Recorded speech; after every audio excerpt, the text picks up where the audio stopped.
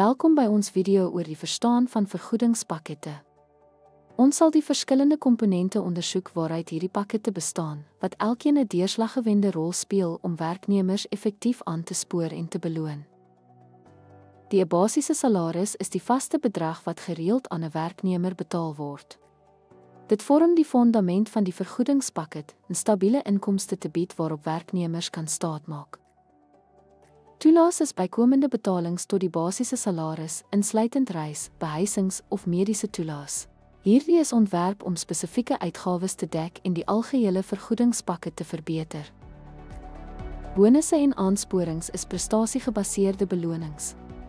Hulle wissel na gelang van die prestasie van die werknemer of die maatskappy, werknemers te motiveer om hul doelwitte te bereik en by te dra tot die organisasie se sukses. Voordele is nie kontantvergoeding soos gesondheidsversekering, aftreeplanne of ander voordele. Hierdie voordele is noodsaaklik vir werknemerswelstand en langtermynsekuriteit. Deur tussen hierdie komponente te onderskei, kan werkgewers aantreklike vergoedingspakkette ontwerp. Hierdie benadering lok nie net talent nie, maar ook bevorder 'n gemotiveerde en toegewyde werksmag. Dankie dat jy ons video gekyk het oor vergoedingkomponente.